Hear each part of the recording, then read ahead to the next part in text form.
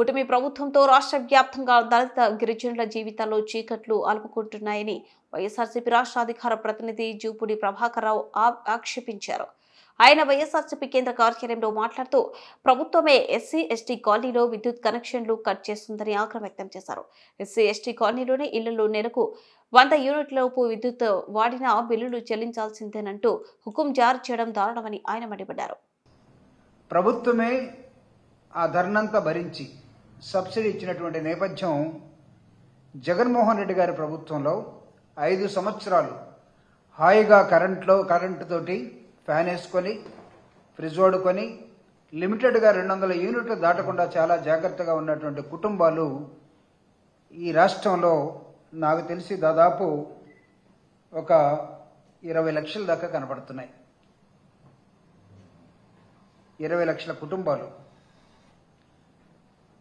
ఆ కుటుంబాల మీద కక్ష కట్టినటువంటి కూటమి ప్రభుత్వం. నేను ఇది ఎందుకు కక్ష అంటున్నానంటే, జగన్మోహన్ రెడ్డి గారు 2019 మే 30 నాడు ప్రమాణ స్వీకారం చేసి దాదాపు 151 సీట్లతోటి ముఖ్యమంత్రిగా ప్రమాణం చేసినటువంటి తేదీ 30 మే 2019, అంటే మే చివరిలో. ఆ తర్వాత ఆయన వీళ్ళ మీద మనసు పెట్టి 25/7/2019లో ఒక 2 నెలల్లోనే ఒక జీవో ఇచ్చాడు. ఆ జీవో నేను మీకు చూపిస్తూ ఉన్నాను. ఈ జీవో ఏం చెప్తుందంటే, అంతకుముందు టీడీపీ ప్రభుత్వం ఇచ్చినటువంటి 100 యూనిట్లు మాత్రమే ఫ్రీగా ఎస్సీ ఎస్టీలకి, దాన్ని డబుల్ చేసి ఈయన జూలై కల్లా ఒక జీవో ఇచ్చాడు.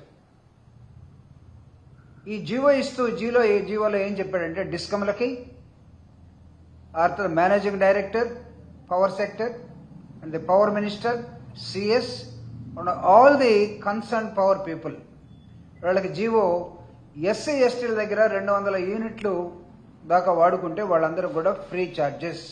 ఇది ఈ జీవో. అనేకమైనటువంటి అబద్ధాలతోటి 2024లో అధికారంలోకి వచ్చినటువంటి కూటమి ప్రభుత్వం, అంటే వీళ్ళ అబద్ధాలతోనే జీవించి చివరికి అలానే గడుపుతారా వీళ్ళ జీవితాలన్నీ, లేకపోతే వీళ్ళల్లో ఎవరైనా ఒకడు